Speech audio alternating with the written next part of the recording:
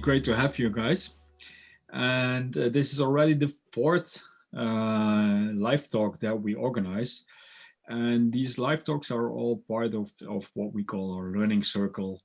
And the theme of this learning circle is how to find the right impact investor. And we thought about this because, of course, we work a lot with startups at World Startup, hence the name. And well, at some point, most of these startups, of course, have to think about getting investment, raising funds. And there's a lot of talk, and there's also classes and courses and etc. about how to get investor ready and stuff like that. But what we also see is, since we like to work with impact startups, is that founders start wondering, okay, hey, it's clear that I have to go for the money, but how do I make sure that my investor is on the same level, on the same page as I am, as it goes for impact. So that's why we thought this topic should have some extra attention, and we organized this learning circle. And as I said, we started with these live talks. This is the fourth one already. And then there will also be a learning circle where you can learn how to implement all these learnings and insights that you can gather from these live talks to your own situation. And yeah, and of course we at World Startup, we don't do this alone. So we teamed up with Michelle, and Michelle is, she'll introduce herself briefly to you in a minute. And yeah, we made it a co-creation. So you will deal with Michelle today and our guest, which Michelle will introduce to you. And also in the call is Sarah, my colleague from World Startup, and she will coordinate and moderate the session. So she will bring you up to the stage if you have a nice question, and also manage the polls. So for now, I welcome again, and I'll leave you in the capable hands of Michelle and Sarah, and have a great time. Hello, I'm just going to bring everyone up to speed. I know a few of you have joined for several of our talks, but for those who are just joining right now, hopefully my slide deck will work. So my name is Michelle Chaklackle, and I work as an impact and business consultant. So what I do is I help companies align their value propositions, business models, leadership, and teams for impact. And the clients I have work in the spaces of social enterprises, purpose-driven and mission-driven businesses. So this is our last talk, and I will give a warm welcome to Camille in just a few minutes. So Camille will be joining us for a conversation about her experiences as an entrepreneur and also helping investor-ready programs, and how do you build strong relationships between yourself and potentially an impact investor. And earlier on, we had 3 other talks where hopefully Sarah will be able to put that into the chat and you can have access to the earlier talks. The first conversation was with an impact investor where we asked him from the European Venture Philanthropy Association how he defined impact, what mattered, how do they choose companies. The following conversation that happened 2 weeks ago was around the story that you tell and how do you tell a compelling story and have credible results. And the last week, we spoke to James and Marai about how do you create the first tangible steps towards impact. I recommend taking a look at these earlier conversations if you're curious about any of those topics. And just to bring you also up to speed around the Learning Circle, the Learning Circle is launching in April, and Sarah has just put on the chat a link if you're curious to have a deeper dive around a set of conversations and tools to deepen your own practice as an entrepreneur. And that follows the same kind of talks. So the first thing is, how do you define your impact as a company? What's in your sphere of control? The following one is around the story that you tell and sell. and how credible is it? The third week, we're going to be talking about what are your first steps towards impact. And the fourth week, we will be talking about how do you create that right plan of like reaching out to impact investors and figuring out where you are on this learning journey. Are you at the stage where you're trying to understand the impact investment scene, or are you ready to start identifying your lead impact investor? And Camille will also touch upon why it's super important to distinguish between those two ideas, at least with yourself, so you don't waste your time or the people you're contacting. And I do this always. So I think Jens is aware that I say the same things every time. But for those of you who are joining, I want us to have a similar language when it comes to impact. So impact is the process of understanding how much change, social change, has happened, and how much of this change can be attributed to your organization. Usually when we say impact and impact investing, we're interested in things that requires more players to create that long-term change. So it's not just producing an app where 100 people use on a daily basis. We're talking about behavior change, attitude change, knowledge change, usually at a population level or at least at a community level. So you need to consider other stakeholders and how they're influencing that social change. The thing that is important to understand is when you hire someone to measure impact, this person or this group of people come in and they look at your company's positive and negative impact. So even if you have a positive, plan to change the world, usually there is some collateral damage. Some people might perceive it as negative. This impact and measure person will look at your intended and unintended effects, direct and indirect. So with that, I think it's really important to be aware when a company says they only have positive impact, to me, that's a red flag, because that means that they're not really looking at themselves holistically. Not everyone will perceive what you do as positive. And that's important to acknowledge from the get-go. In terms of, companies often come up with a vision statement. From an impact perspective, that vision statement can be translated into how your organization will change the world. So someone like me will come in, look at a vision statement and go, well, is this the change that this company wants to see in the world? And if that's the case, how are their products or services related to that? Impact also needs a clear problem. So this goes back to this idea that, we want to do good things in the world. What is really important is to identify what is that bigger problem, usually at a systems level, that you're trying to solve. So the other part where I think is really important is for us to talk about impact investing in its full spectrum. So impact investing is when investors seek both social and environmental benefits as well as financial returns. And there's a spectrum of this. So on the one hand, you have traditional, you could call it venture capitalist money, which is first and foremost seeking competitive returns, all the way down to philanthropy or government subsidies, which is on the other hand, that can tend to disregard financial return in favor of social and environmental solutions. And then there's a land in between. So when you're identifying impact investors, they can fall across all of these categories and have different interests in mind. So if you are having a lead investor in a traditional VC, expect that first and foremost, they will be looking at competitive returns and impact potentially second. On the other hand, a philanthropic or government subsidy might say, okay, we are interested in market returns, but we want to see this positive impact first and are willing to invest even though it may not form a sustainable business in the sense of revenue. So those are things to consider while building out your business. So why should you care? One of the main reasons you should care is impact investors tend to help seed and de-risk companies. So that might mean that they would come in at an early stage to potentially vouch for the credibility of this organization. When I say vouch, invest. And it really depends on which industry you're in.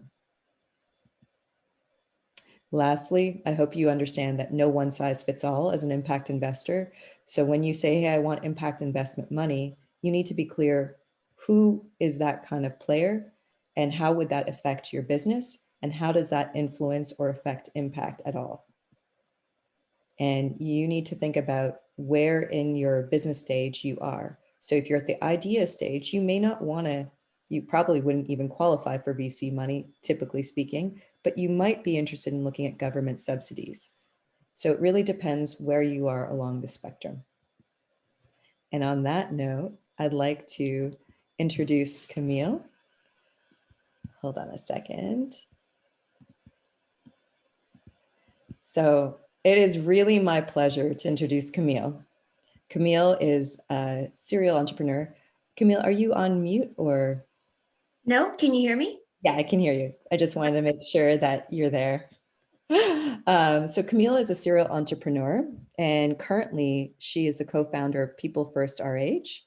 People First RH is first a software platform for reporting and resolving workplace racial gender biases in a transparent manner for both employees and employers. And what makes her company very special is that they offer a way to resolve conflict within days rather than months. And she'll describe a little bit more later on. So previously, she's also founded Empowering, which is a mobile app to reinvent the way charities work in rural areas. She's also helped set up, I feel like I'm just going to say like accolade for accolade, but I'm just going to go for it. She's also helped set up Stanford Seed in Africa.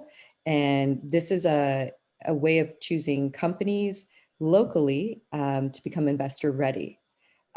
She has also led the largest social impact incubator as Impact Hub's global managing director in 2016 to 17. And at the core of Camille's work, she has a desire to see a more just, equal world, accepting of and celebrating religious, racial, and gender differences. So Camille, do you feel like I need to add anything to this? No, that sounds very thorough. Thank you for introducing me and having me. Oh, it's a pleasure. Sarah, could you put up a poll just so that we can get a sense of the kinds of interest the audience has, and I'll refer back to it. So Camille, how do you define impact when you were launching Stanford Seed program?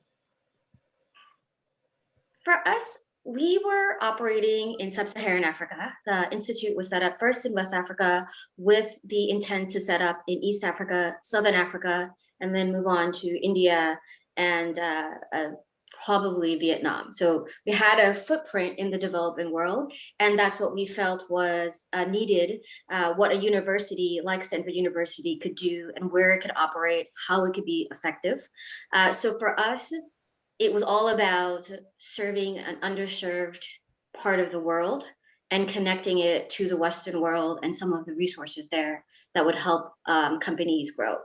And we also really focused on businesses. The university has a business school, which is where Seed is housed, and I also attended that business school. And the belief there was just the formation of businesses and the growth of businesses would create massive amounts of jobs, and that would lead to a great impact on the ground and in the economies where we were operating. So that was sort of where we decided to really put all of our focus. And so from those experiences, you then also led Impact Hub. And I'm curious to know, did your definition of impact change along the way, or did it become enriched? I think I've always had a broad definition of what impact was, and with each role, there was a requirement for some level of specificity in order to be effective. And I think with Impact Hub Network, because there are 100 incubators all over the world, and they're operating in the Western world, in the developed world, on different continents, in different languages, the definition of impact became very broad. And so on a global level, we were in service of these local hubs that had their specific impact local to their communities or to their countries. But as a whole, we were supporting the notion that social impact needed a place and a group of people and a community in order to thrive. And so you've touched upon something that's really interesting. On the one hand, Impact Hub, both Impact Hub and Stanford Seed had scale and And I want to know about the standardization. Like, was there, like, it seemed, I'm assuming at Stanford with the seed program, there was a similar way of defining perhaps impact across all its ventures. And with Impact Hub, because it potentially was decentralized, was there a difference in how do you collect what impact is? Yeah, so I would say with seed, we were not focused on collecting what our impact was. We knew that, or we were satisfied enough by saying we were helping entrepreneurs in a local region get access to funding and resources that they would not have access to, and that the ripple effects for that were going to be really huge on the economy. I mean, that was our theory of change, if you will. And so we had that metric, and I think, you know, we had institutional funders and, you know, donors that were alumni that made up the way that seed, the operating budget for seed. So we didn't have to convince a broad range of people and, you know, kind of provide these impact reports. I think we were able to operate as an education facility. With Impact Hub, we put out an impact report every year, and that impact report was along a couple of different things. One is, what were the types of entrepreneurs that were in the network and what were they working on? And the second was kind of along the lines of what you showed earlier, Michelle. What were the themes and the areas and topics that they covered, and where did that fall in the range? And so we created a lot of partnerships with other organizations who wanted to support these, and we became this sort of hub, for lack of a better word, you know, a place for people to really bring their engine and their growth ideas and sort of like really make them happen. So if someone was interested in reducing carbon footprint, they could kind of reach across the network and find many organizations and people that were also interested in that. So it was very much about connecting these people. Okay. I'm curious to hear a little bit about the kinds of impact investing that was most relevant for local entrepreneurs for seed. Yeah. So I would say, well, there was a lot of people that came and wanted to hear about these companies, and who wouldn't? You have just an array of very exciting entrepreneurs working on like really interesting things like, you know, access to food and, you know, energy and electricity, and just all very, very exciting things. And so we had a lot of people come to us that were interested in it. But I think the ones that ended up investing and having really strong relationships with the entrepreneurs, and from where the entrepreneurs benefited, were those that were committed to investing in the region. So they had a regional focus.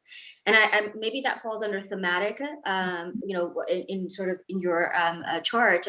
But those were the ones that were the most effective, because ultimately the success of African business is very much embedded in what's happening in that economy and what's happening with those consumers and how they behave and what the growth looks like.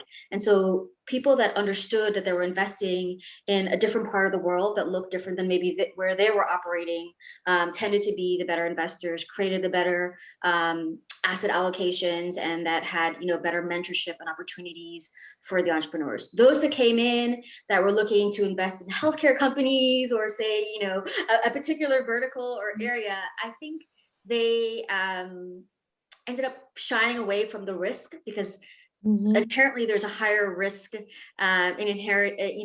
investing in a company in Africa, sub-Saharan Africa, than there is in investing in a healthcare company in Sweden. So if you're comparing the two, you're going to always walk away from the Africa deal with regards to risk.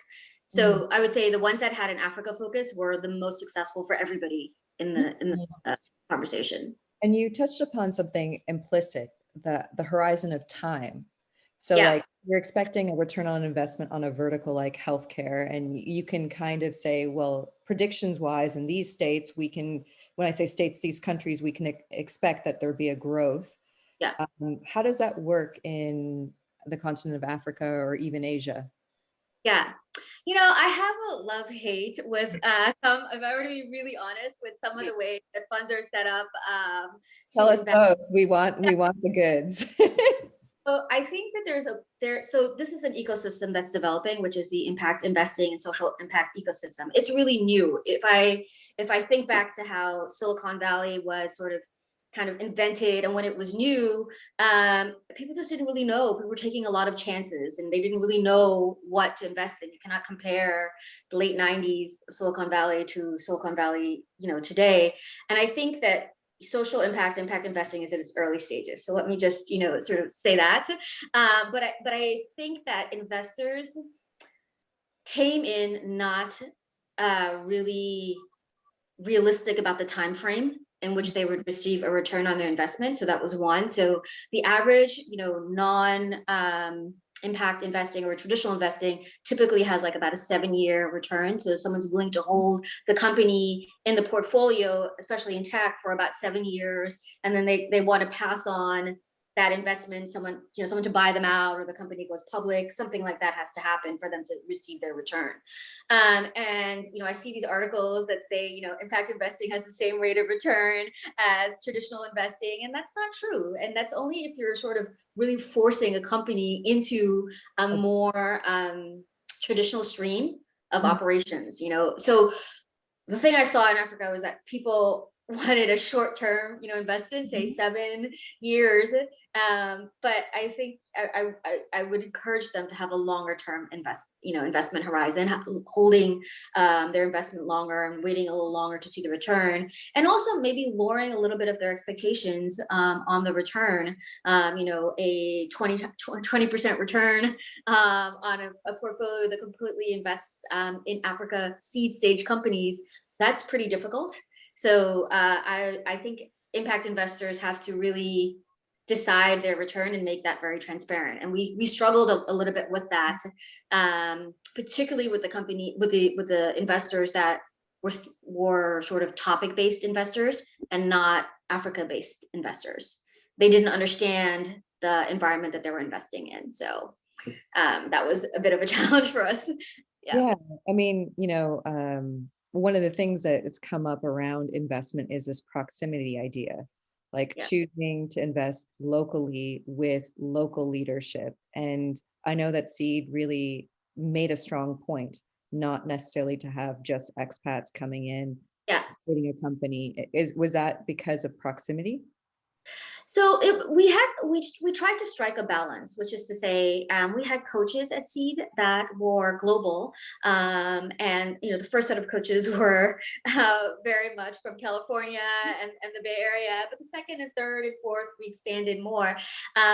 What's nice about having coaches from all over the world is that they can bring some kind of operational guidance and insight into your organization. But these coaches actually moved to West Africa. So they were not doing, 1-hour calls every 2 weeks to check in on the company. I would argue that's not beneficial to you or to a company. So, I don't typically sign up for those. And pandemic.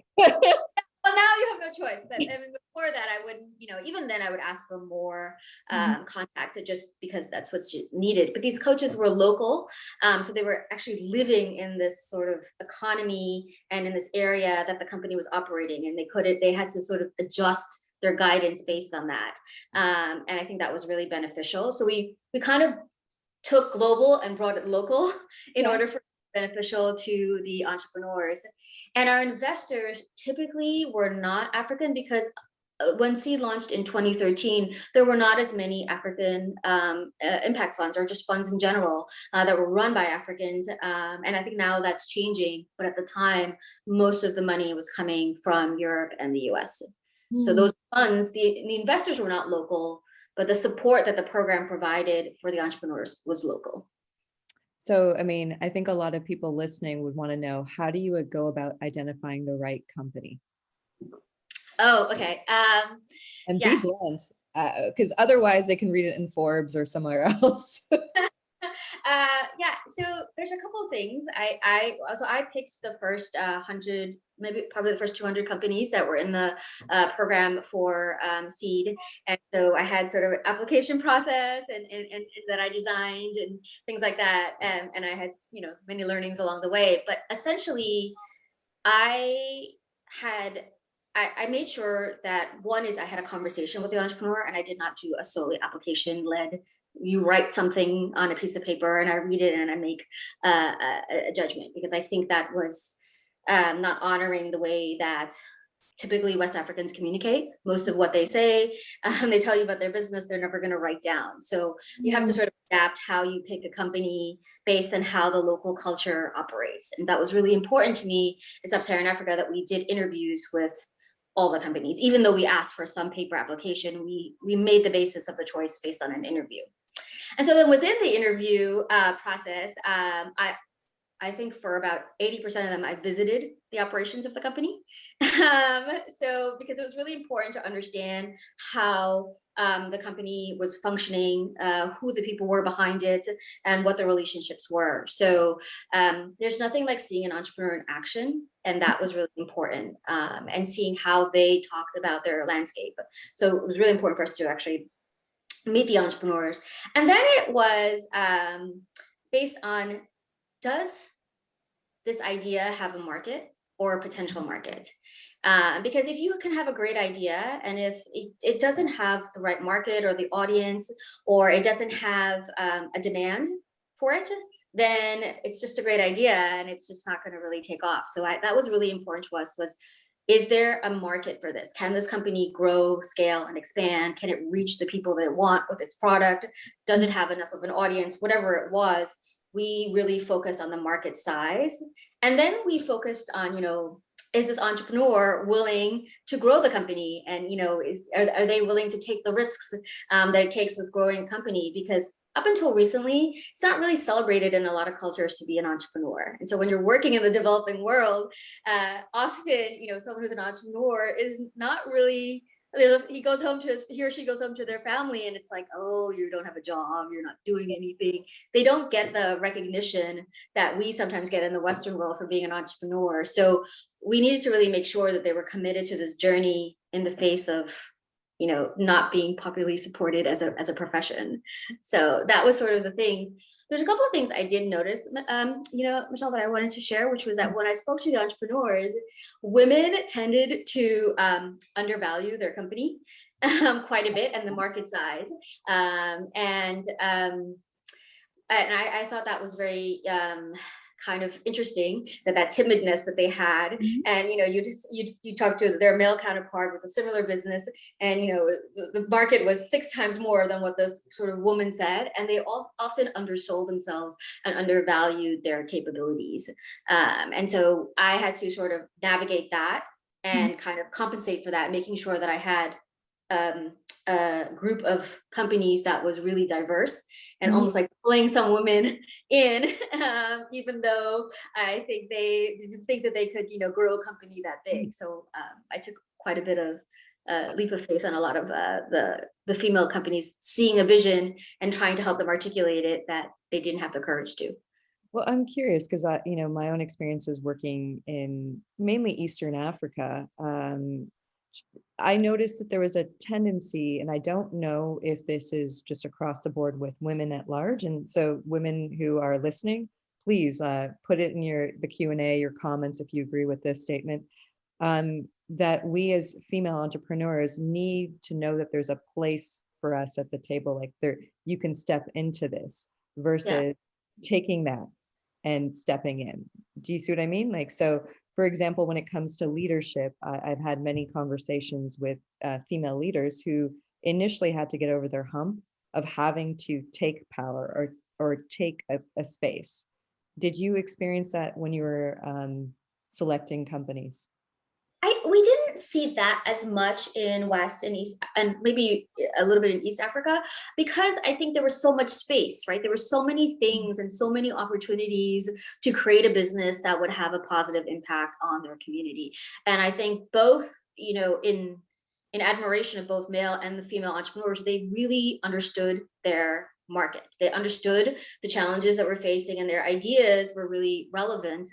I think with women, it wasn't that they were scared to start a business or do the work. It was they just didn't see that they could be successful.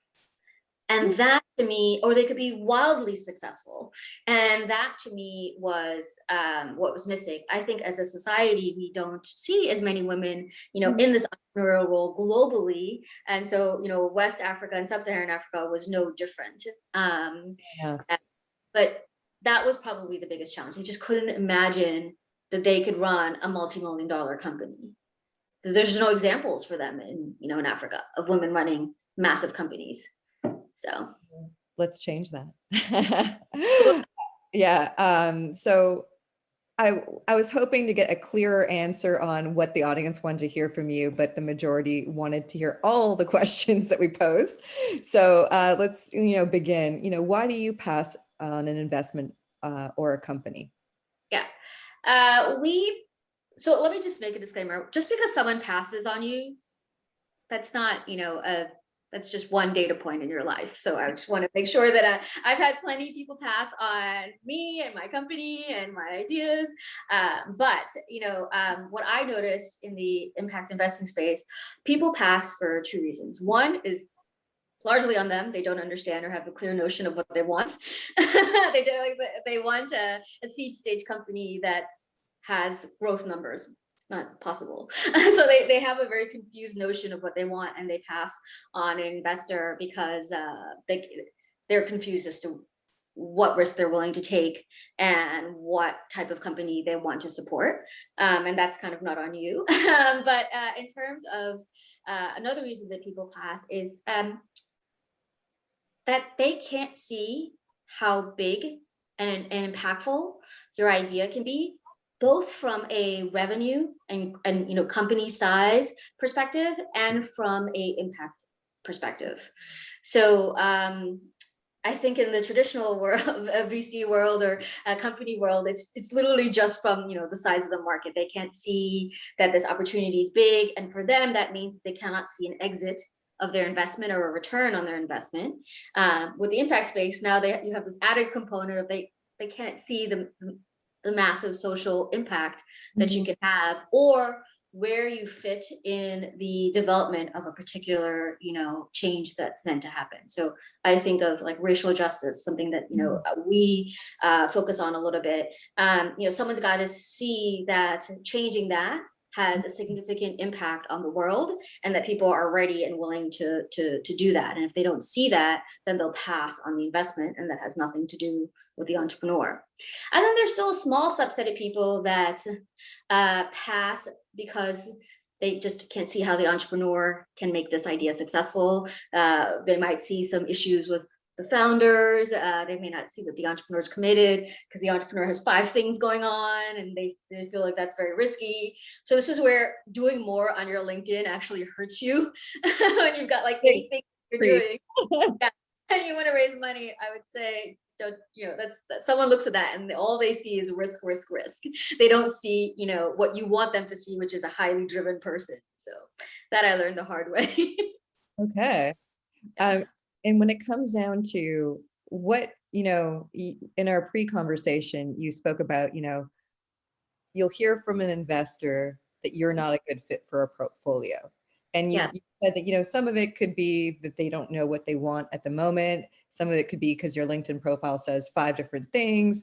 But if it's neither of those things, I don't know how you would rule out the first one, to be honest, unless you know that investor very well.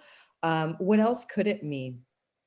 It means that they don't believe in your business model or see that you even have a business model. Like how are you going to be operating? You haven't sort of painted a vision for them, and that the market is not big enough. And those are 2 things like in an investor deck that you really have to nail. So, you have 3 things that you do in an investment meeting. One is you paint the vision of the market, and people often paint something without numbers, so it's very hard for people to try, that I would say that's a mistake. You should be able to try to quantify your market, even if it's not a full-blown math exercise, even if you're making some things up, at least you went through the thinking.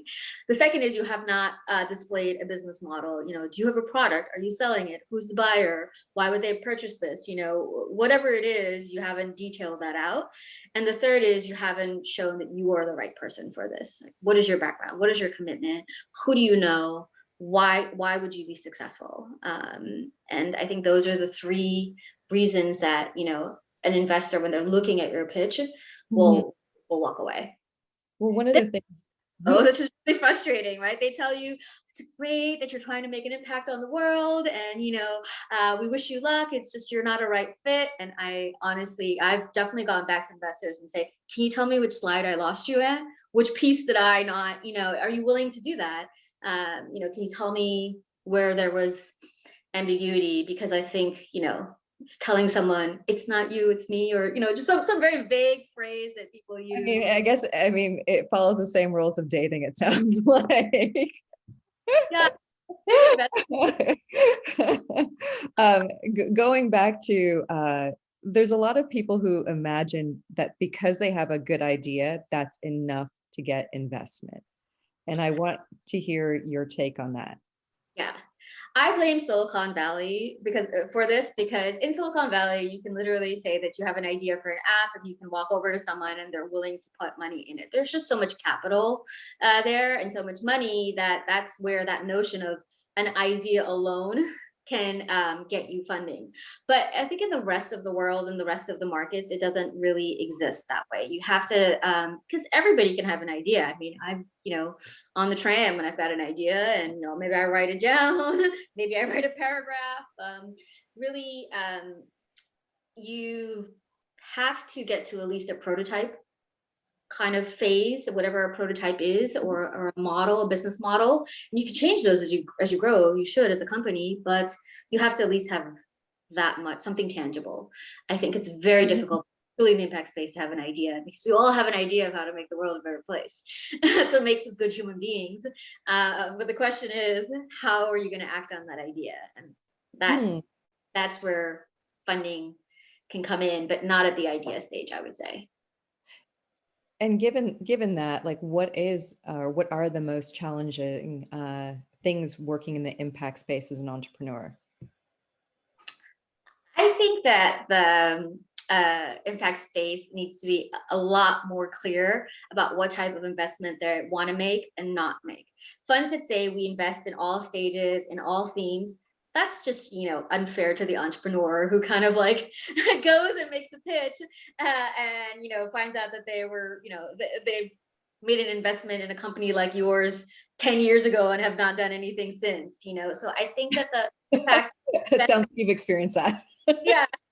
Or that you're a vogue or very interesting topic right now. We are very interesting because of the fact that we're tackling racial justice and it's in the news quite a bit. So a lot of people are curious and want to learn more about the topic and they want to talk to us. And I would say it's not the job of an entrepreneur to educate an impact investor on a topic. So, you have to be really careful about when you take a meeting, is that person, do they have capital to invest?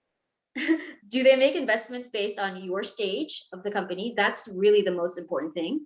And then the third is, do they make the type of or thematic type of investment that you fall into? But the first two is, do they have capital to invest? There's a lot of funds that don't have capital, are raising capital, are taking a pause, but they still love to hear about companies and still want to keep that pipeline of companies that they know fresh. And that's just an hour of your time that's gone and that you can do about that. Like, what do you do? So you're like, imagine, before you became Camille as she is right now, you're in your first company, you're, empowering, you are looking and you go, okay, I've found a set of cool, impact investors. According to their website, they're open for business. How do I know that they have raised their funds? Yeah. How do I know that they're serious? Because if I just look at their website, obviously every company puts in their testimonial of like that one thing that they're really proud of. So how would I know?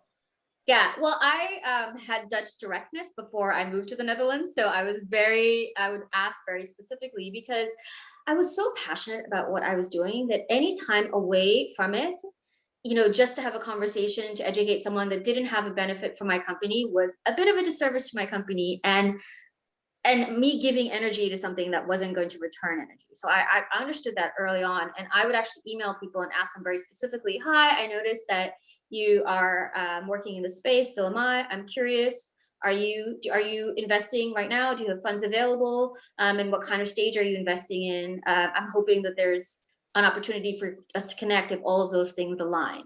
And I would leave it at that. That's a good email template if anybody. I've on the memorized it. side on YouTube after this goes to YouTube.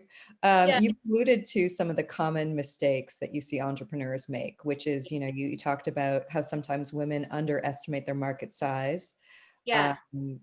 Is there anything else you would like to say? So as a female entrepreneur, I am taking notes and I'm thinking, okay, maybe I need to, be a bit more opportunity focused as opposed to, Yeah. practice like with the data. Is there anything else you'd like to add? I rely on a lot of, people that I really trust to catch those sort of things that I might do, unconsciously, which is like underestimate the value of my company. So, I'll run it by a friend and, he or she will be like, oh, why is it so small? Are you crazy? Like, come on, you can do more, or things like that. So I think it's important to have a pair of eyes that know you very well, a mentor or someone that you worked with in the past, or someone kind of from the other side. I have some friends in the impact investing world. I almost always run my deck by them before I ever send it to anybody. And I customize things based on who I send it to. So I think those are kind of my, if you might undervalue yourself and that's sort of a thing you might do, you just got to put some things in place to make sure that you don't do it. And then eventually the behavior will change. So that relies on an entrepreneur being self-reflective. So it's not just about like having the hard skills. When I say hard skills, like the accounting skills, the product skills. Yeah. What you're speaking about is self-awareness. Yeah, I think being an entrepreneur is a mental game. It's quite, and if you think about yourself as having a tank of energy, where do you spend it? Who do you allow to sort of kind of tap in? And you got to make sure that you're really careful about that. So there is a bit of self-reflection, but I also think it's really important for entrepreneurs to surround themselves with the right people. That really can help them do that self-reflection, because it's not as easy to do a self-reflection when you're so engrossed in an idea that you're so passionate about. Like it's hard. Someone's got to pull you out of it and sort of sit you down sometimes and help you find that reflection. So I don't think you can do it alone. I would not recommend that kind of self-reflection alone all the time. Yeah, I think it's a really tough thing because on the one hand, people respond to your obsession with what you do. Yeah. And it's not contrary, but early stages, people could assume by zooming out, that could feel like a conflict of actually being committed to what you're doing. Whereas, as you've matured over time, you realize in order to do what you do really well, you actually need to zoom out. You need to ask yourself hard questions. Yeah. Yeah. So I'm just being a little bit mindful of the time. And I wanted to ask you that question earlier that we spoke about, which is being, what kinds of conversations open the door for an impact investor and that kind of connection? You said you talked about two sorts of avenues, and I'd love to hear you say a bit more. So a couple of things on the door. If the door is closed and you knock and it doesn't open, move on to another door, I would say. So I think that, don't try to bang down a door that doesn't want to open, because that's telling in itself. Someone's not ready. They're not in a listening mode. They on the surface think you're not a good fit. And so you really don't want to be banging down doors that are closed. That's depleting your energy. And the second, I think you're asking if like, what are the things to say when you do sort of get someone to open a door? Yeah. Well, I think first you have to see a bit of a crack or like an unlocked door. So someone has to be, that's kind of why I asked that question in terms of, are you investing? Do you have money? Or do you think that we're the right stage company for you? I ask those things because those things allow you to know that you're sort of at least trying to go through the right door. And the third thing is, I don't think entrepreneurs take the time to really customize their pitch or evolve their pitch. You may have pitch deck, it's painful, it's annoying, and then you have it for 3 months and you never update it with the insights that you've learned along the way. And most times you talk about yourself, why you're a good fit, for them. And I think the best thing to do is actually talk about your customers or your potential customers. Usually when I focus on telling people about who's purchasing or using my product, they are really more interested in the conversation than if I talk about myself or,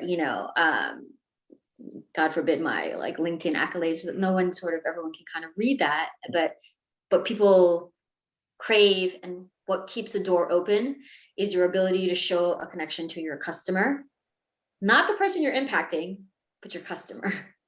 So you explain the difference. So I think that's a really valid point.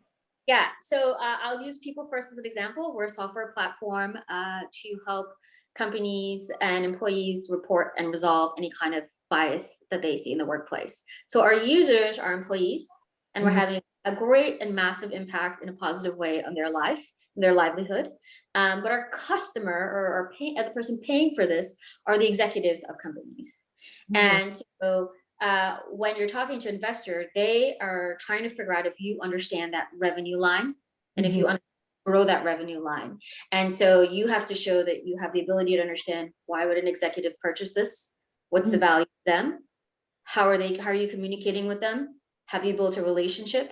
Will they be purchasing more things if you were to put it in the market? Will they create opportunities for you with references? They've got to be able to really make sure that you understand your paying customer. And what I noticed that social impact entrepreneurs do is they come in and talk about the benefit to the individual and society quite a bit, but they don't talk a lot about that sort of paying customer who's going to be consuming the product, and even understand the difference between those two. And I think that's you'll likely have a follow-up conversation if you can really show that you understand the customer. Yeah, having my own reflection back to my serial social entrepreneur side, I was very user focused, not necessarily customer focused. And helping other companies, it's really clear that you need to understand what's the value you're providing to the person paying you, so that you can continue to do the work that you were saying on an impact scale. Yeah. I'd actually like Sarah, if you could put up the second poll, because I would like to flip to Camille, the entrepreneur. And while Sarah's doing that, I noticed that we have a comment from Willa. Willa is saying, this is a great session. I think the investor from the last session could have had a session with you. I can introduce the two of you together. That's very cheeky. It's very cheeky of you, Willa. As it's key to understand how investors will have to pivot from the standard Western investment model to, I think, a holding company model with no fixed exit, yet exponential growth. I don't know if you have anything to add to that. That was very cheeky, and I can introduce the two of them. That's a really good point. Is it Willow, right? Willa. Okay, sorry about westernizing your name there, Willa.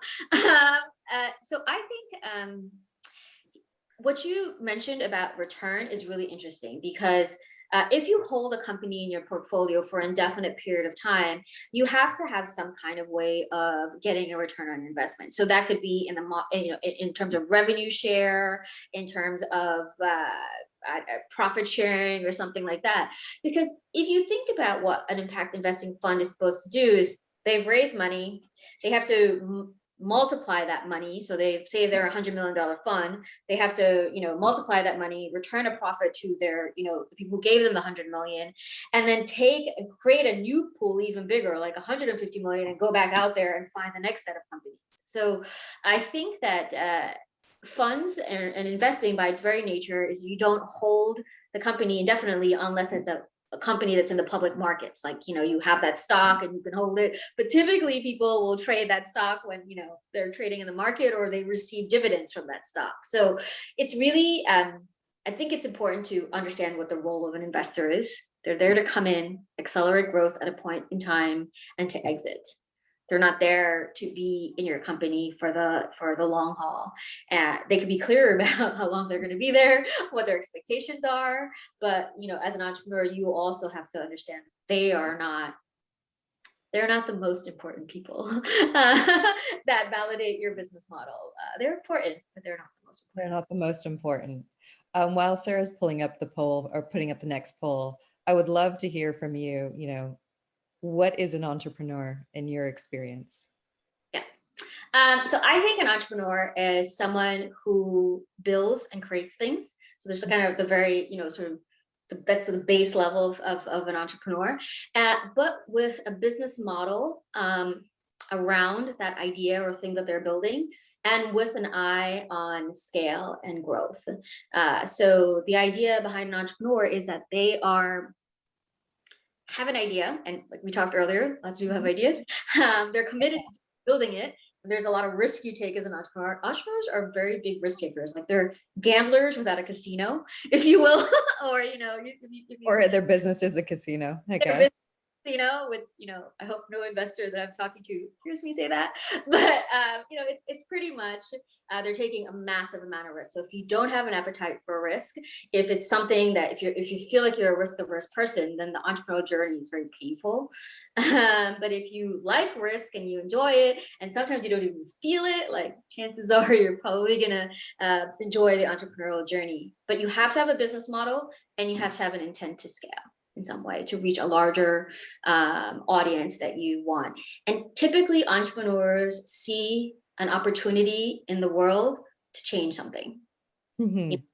And sometimes it's on the social impact level, and sometimes it's just, on the regular kind of way the world operates. But they're usually changing something. I think on the impact side, we're changing systems, and we need to acknowledge how hard that is and why it's a longer time frame, and how early a sort of type of change is in the world and what we're trying to achieve. But you're trying to change something as an entrepreneur. And so, I mean, I'm asking out of curiosity. So why switch now to becoming an entrepreneur this time? Because you clearly have enough insight to run a fund. So what made you decide to go, okay, I'm ready to start another business? Yeah, I think I've always been an entrepreneur. I like building things. I have a high risk tolerance. I think when I was younger, my parents would probably associate that being slightly a little too crazy about, like, why isn't she worried about something? Why isn't she, she doesn't worry enough. She's too frivolous or whatever in her mind all the time. But I've always enjoyed building things. I think I started my career in finance in the corporate world. But even then I was always building new business units. Even going back to Stanford, I was building out their Africa operations. For me, I enjoy building. The reason I'm sort of in the entrepreneurial space is because I truly believe, for my personality, I will have more impact building a business than I will have investing. I think just my style and the way I work, how I like to evolve an idea, or who I like to talk to. I really enjoy that sort of hands-on thing of building things. So just largely the reason that I returned to being an entrepreneur. And I also, this topic I've always been passionate about my whole life, and I just saw the opportunity to create something for it. Well, can you tell us a little bit about the vision that you have for People First? Yeah. So People First actually, started off, my co-founder and I have known each other for about over 20 something years.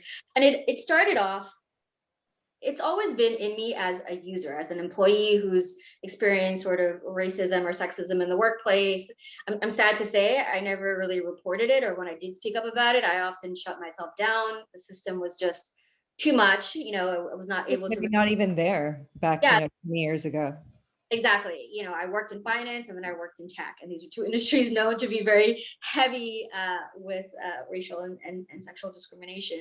But the idea for People First actually started when I was an MD at Impact Hub, and my co-founder was running his own company, and we just didn't want to be those people that had this happening in organizations, and we had no way of seeing it, much less resolving it.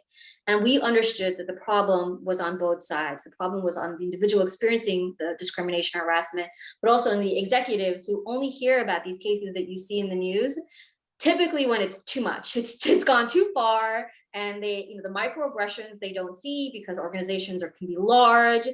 People don't come to them with those kind of issues and challenges. So we saw the opportunity to create a resolution platform and create something that was a pair of eyes to allow them to actually be, I think, the good people that they want to be, and exercise the values that they talk about in their mission statements in a more detailed way in their company.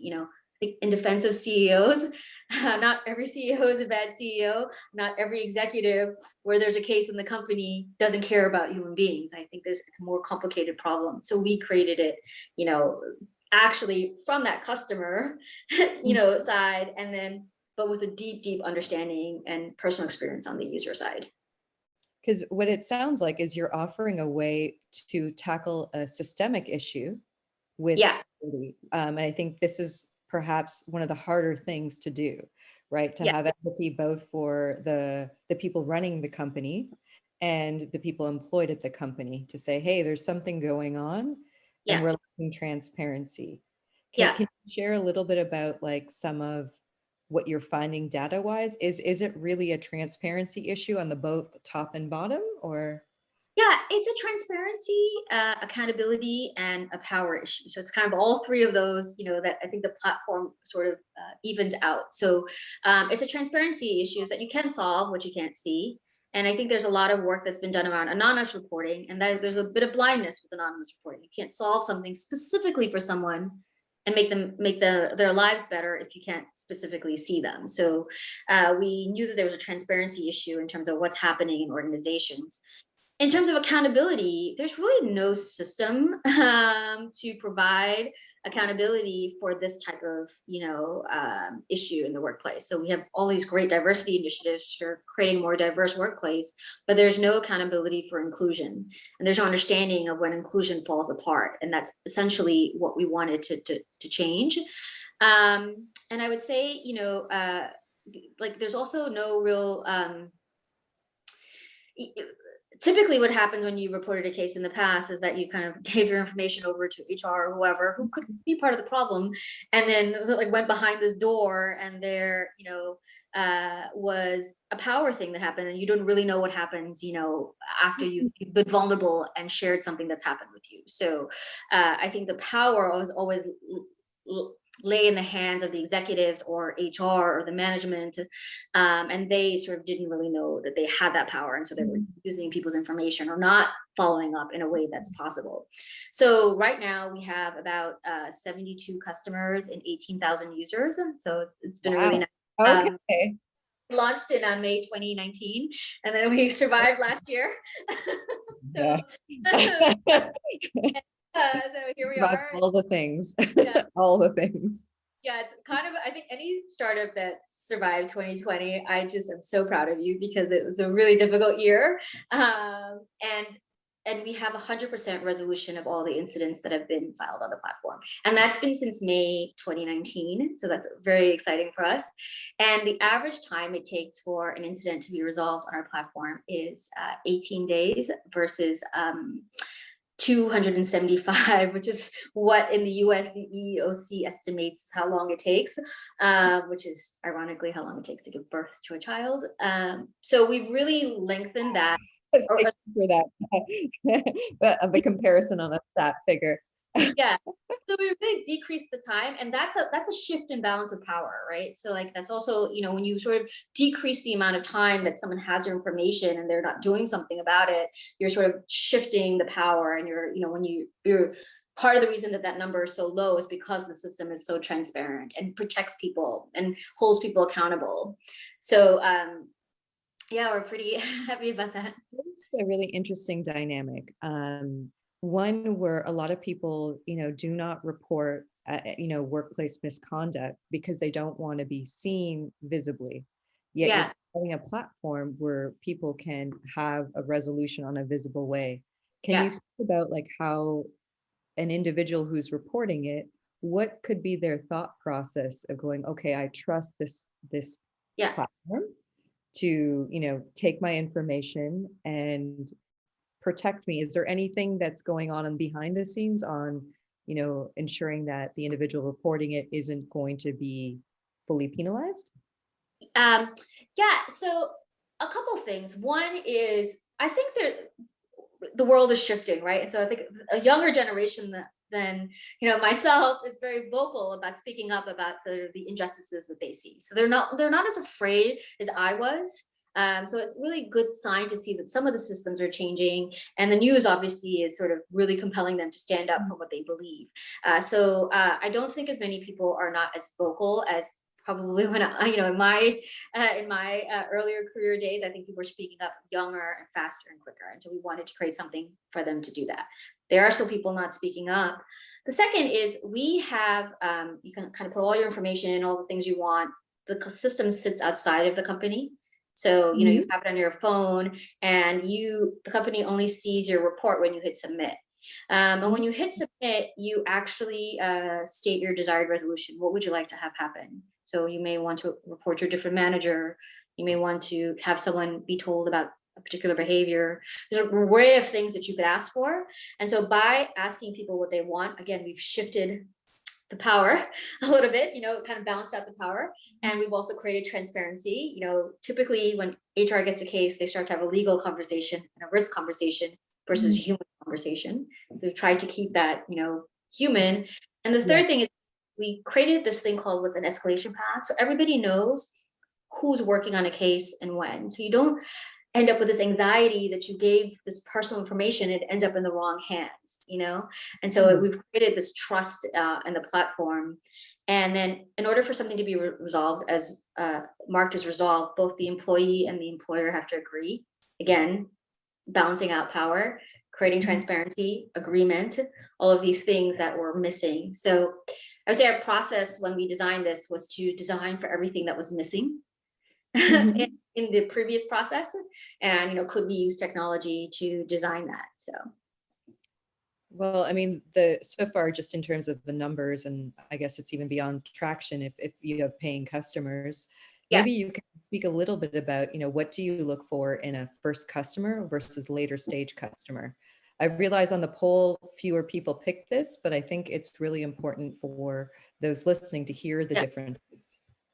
Yeah, I think when you are acquiring your early stage customers, there's a tendency to want to be efficient and sort of like, do this customer segmentation in your head and say, okay, I apply to this customer in this size and whatnot. And I would say, sometimes that's helpful in terms of managing your time and what in your resources, but I wouldn't go too deep on one of that. So we had a very broad array of, our original thinking was that we were going to be perfect for the corporate world.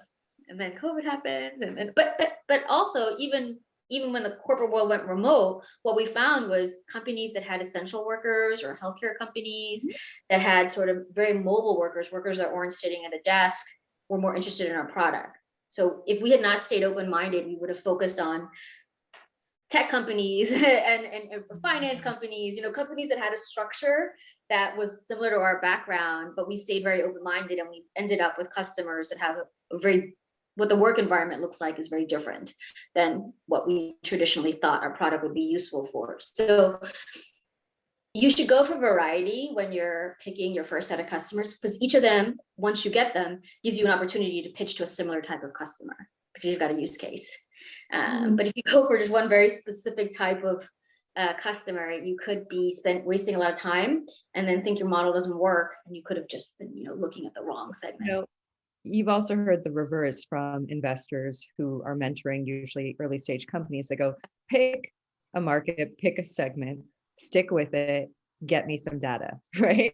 They don't say get me some data, but that's kind of like, there's a different way. So I would like to hear like the debate between why are they approaching it this way? Why you, who is very experienced, is saying, nah, I'm going to take a different route. Yeah, I mean, don't do that. I mean, you can tell them you're doing that. It's fine, but I wouldn't do that. I would do what they're asking to do, because they're managing risk, right? That's what they do. They need to manage the risk of your company for them in terms of their investment. They're not managing the risk of your company for you. They're managing the risk of their investment. So for them, the more risky things you do, in some ways, feels scarier, right? And so they think that focus in the seed stage or early stage, when you have a product or a prototype, is helpful.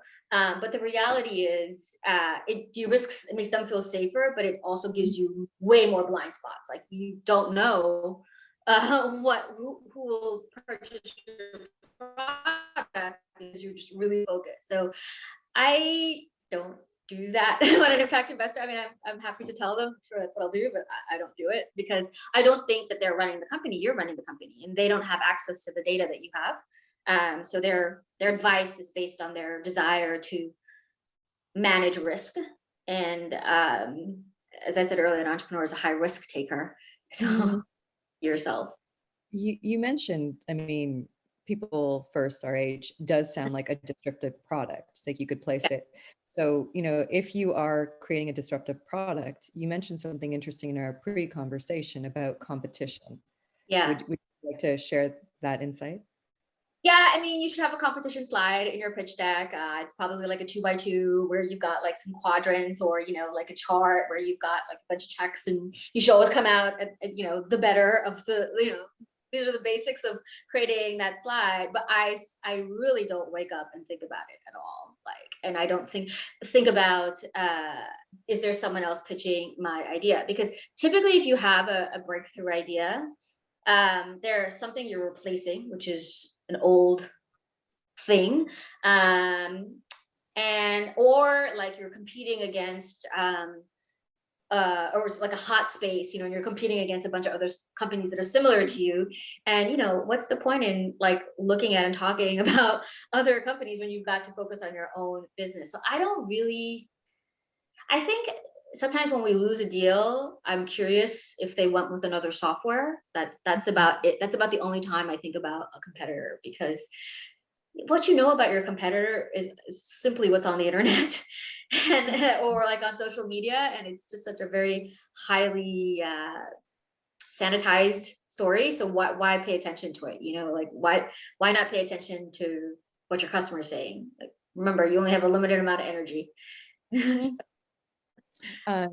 know, you mentioned in the past, you know, that you avoid passing your investor pitch deck when you're in early stage, when the investor clearly focuses on the growth stage. A lot of early stage entrepreneurs believe that they should share this pitch deck because it shows like we're going to build a long-term relationship. Why do you not do that? So I will say it was just from an actual learning of like making that mistake, which is that, you know, I would share our pitch deck with someone who was a growth stage investor, and that growth stage would be after the company hit, you know, 3 million in revenue. I mean, that's not going to be tomorrow, and it's not going to be, you know, in the next 6 months. So someone has a version of what I thought the company should be, and then when I go back, let's say to pitch to them, they're going to ask me, well, all they're going to see is like what I said before, and they might be like, well, she got this wrong, she got that wrong. You know, it's really, you know, I think you know, the investing world does this, which is they like to have a pipeline of companies they want to keep an eye on, and I would argue that's fine if you want to have a conversation and create a connection. But I don't give my deck because it's got an old business, it's got a business model in it, it's got customer information in it, and that might change in 3 months. That might change in 6 months. I may decide to change the product, change the idea, change the market. And all of those changes is perceived in the impact world as not knowing what you're doing, or in the investing world as not knowing what you're doing. And there's really no need for that kind of sort of information out there. I also these days don't take a lot of conversations when someone says they're a growth investor. You know, what I try to do is I add them to our, you know, mailing list, and, you know, I say, oh, I love, or I share some report. I think I use MailChimp, and I've got a tag for investors.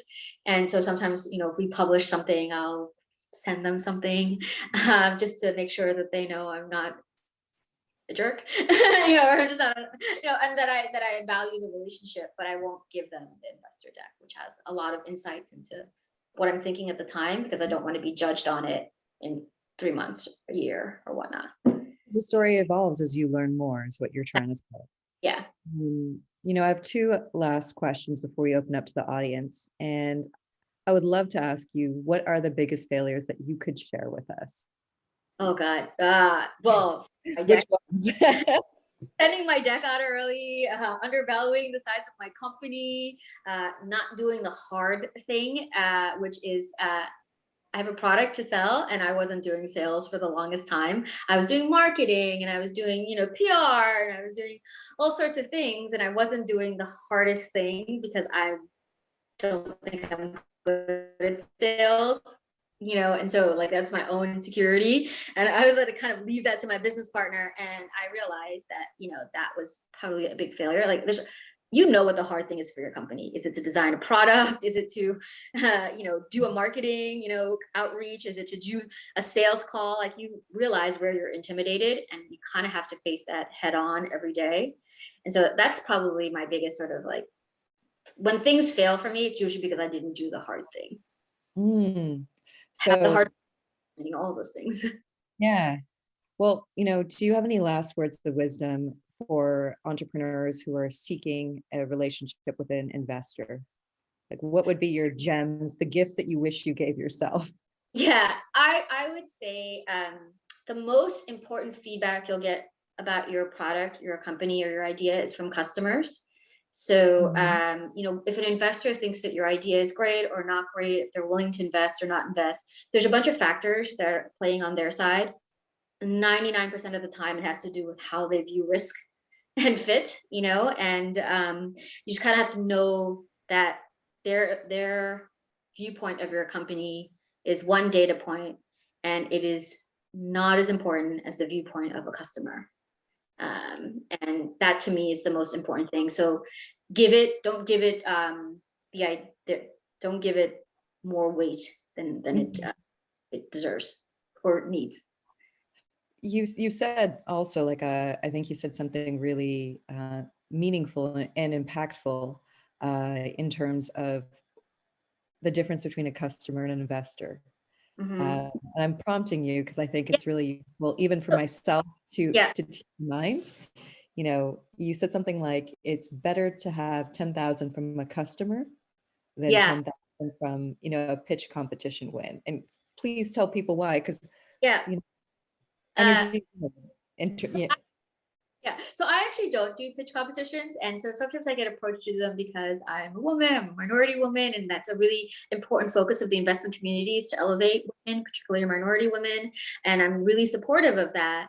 But if I'm going to pitch and the amount is say $10,000, and that is a 100-person company that I sign up, and it takes me 6 hours or 5 hours to prepare for this pitch, and to do it and all that stuff, and takes me an hour to secure that customer, like the ROI on it just doesn't make sense from a time point of view. And we often waste a lot of time doing these pitch competitions, getting involved in this investment community, sharing our stories, when we could repurpose that time for a customer. But a customer tells you, is your product good? What needs to be improved?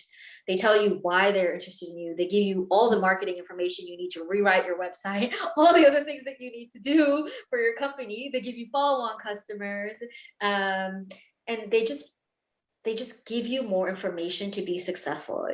I think, and an investor gives you something very valuable, which is an investment and a trust in you, but they don't actually give you insights and how to be valuable in terms of what you're trying to create.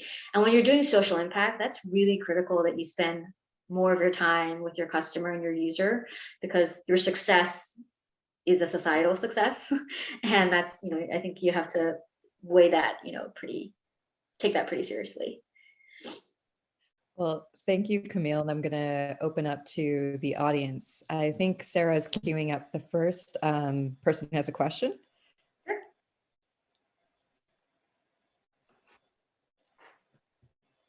Usually it takes a little time. Okay. While Sarah's queuing up the first person, I'm going to read the second question. So maybe you can answer it while we're going. Okay. So Willa has a question around, will people first go to the investments where fund investors can start mediating with investees of funds, where the fund manager and the investee are at loggerheads, or a fund manager is wrong usually? I'm not sure if I understand the question. Hold on. So will people first go to the investors where fund investors can start mediating with investees of funds? Okay. I'm not sure. Willa, maybe you can retype your answer, your question. I think I'm a little bit lost in the question. So hopefully you can type it in. Sarah, hopefully the Leaky, would you like to turn on your video and ask a question? Yes, thank you. Hi. Hi, hello. So earlier you were like, at the very beginning, you were both talking, I don't know exactly who was talking about it, but you were talking about like with impact investing, especially the seed stage, it's all about de-risking the company more or less. And I was wondering like, how much is it different from traditional investing? Or is it actually, and in what way? You know, that's a really good question because I think investing is investing. So investing requires giving someone capital and wanting a return. With impact investing, there's this whole notion that there's a social return as well and an additional measurement.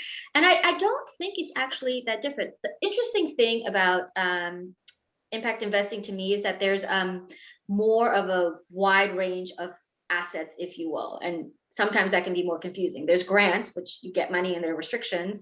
There's zero interest loans, there's debt, and there's a range, you know, in terms of the interest rate on the debt. Then there's equity, there's convertible debt, you know, there's I guess there's just, you know, there might be a few more types of assets that can be used in impact investing than in traditional investing or that are commonly used. But beyond that, I don't think there is that much of a difference, maybe. You know, I think that's where the impact investing world owes the conversation to the entrepreneur saying, hey, we are focused on returns, you know, which the traditional investing world openly talks about. Yeah. Yeah. Okay, thank you. Yeah. The next person's just being queued up. You've mentioned, you know, earlier in our conversation that impact investors may not be so transparent with they are expecting returns. Yeah. I'm just curious, in your own experience, what's the thinking behind that? Well, I think it's that, you know, when someone tells you that they're trying to make the world a better place, and then you decide to, you know, as part of the conversation, talk about that you want a financial return, it doesn't feel good, right? It doesn't feel like you're a good person by saying that. So I feel for impact investors in the sense of, you know, they care about the impact and the social, you know, change that they're supporting, but they need to be honest and talk about, you know, returns, because that's how they operate and continue to invest in more companies. And I don't think they feel good about that when someone's, you know, dedicating their life to making the world a better place. This entrepreneur is building this business, and they're like, yeah, we need returns. They don't feel comfortable, so they say nothing, and then that causes more confusion. I think. Yeah, because that's what I've been noticing myself. 'Cause when you finally get down to it, sometimes with early stage entrepreneurs, there is kind of an expectation of free money. And nothing's free, you know, even grant money, subsidies, they're not free. There's restrictions. We had the opportunity to apply for a few grants, and we decided not to. And because we had, you know, we're producing this data on what's happening around this topic. It's very prominent in the news. And we decided not to go after grant money because the restrictions on our operations was almost like we would have to change our business model to fit the grant. And it was just not the thing for us. So, you know, It comes into play often with IP. Momodou, can you join us? We'd love to hear your question. This may sound a little bit pessimistic, but like before we choose them, those impact investors, do they really exist for startups? Where do we find them? Okay. Well, first of all, let me just say, I love your background. Is that chicken? Yeah, me too. I'm hungry. Thank you. You're raising a really important question, which is, I think that there are not as many seed investors, so that sort of like first money in a company, as people think in the impact space. I was actually just having a conversation like this with a friend of mine who's in the impact space, because we are thinking about raising around with that seed investor. And he said to me, you have slim pickings. There's like 3 or 4 or 5 funds that could apply to you, and there's just not enough of those investors. So they exist, but they're hard to find. And usually what happens is you'll find a fund that says we do all stages of investing. And when you dig a little deeper, you find that most of it is growth stage, but not seed stage, or scale, but not seed. So you are right. There are few of them out there, but the impact investing community needs to show up in that space a lot more than they're showing up right now. Because they're very excited about ideas. They run pitch competitions all the time. We did it at Impact Hub. We had a pitch competition every week from somebody. It was great for our entrepreneurs. But once they had a product built and they needed to scale and they needed that seed investor, we had very few people. They're there, but there need to be more. Thanks, Mamadou. I'm going to read Mwila's question, and that will be our last question today. Would people first democratize the investment space as it's doing with HR disputes? So there's three questions. So it's question one. I think there's three. There's at least two. Many times there may be a dispute or even a variance in views between fund manager and investee. So this is sub question. And the last question is around people first would be a gateway. Maybe it's not a question, it's an assertion. People first would be a gateway for fund investors to have oversight by having a direct link to its investees. So perhaps adjacent services. Well, I mean, I will put that on our roadmap, but I think in terms of the relationship between the investor and the investee, it's always going to be a relationship where someone needs a return in a fixed amount of time. And the question is, can the entrepreneur and the company achieve it? I think that's the nature of borrowed money, right, if you will. And that is something that we all need to sort of accept and say, are we comfortable with that? And when are we comfortable with that? So I don't think that there is some kind of arbitration or miscommunication that's needed, that's happening between investors and investees. I think there is just, maybe we need to stop being so polite and in the social impact world and be really honest about what we're looking for, be really direct. And there's nothing wrong with creating monetary value in the social impact sector. It's needed so the sector can grow. And then will people first do other kind of like conversations? I don't know. We're actually focused. I think our next product is going to be around mental health and burnout, and anything where we believe that a worker's rights are kind of compromised, because we feel like you spend somewhere between 6 and 8 hours a day in one specific environment, and if we can make a change to the systems in that environment, we can really change the world. So we're really focused on those systems. I don't know, there's a lot of work there. I don't know that we're going to go into any other kind of system or I think Mwila has high hopes. Maybe this is moonshot ideas. Maybe once you get that Google money. It's noted, maybe. Well, just before we wrap up, I wanted to say thank you, Camille. And I wanted to also talk a little bit about the next time we could engage together as a community. And that's going to be around, Camille's our last talk.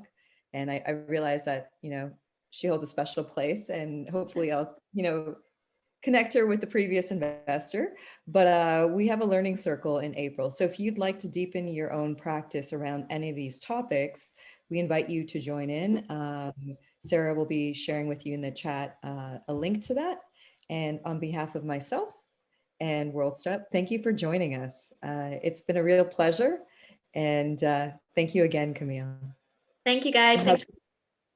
Thank you. Bye.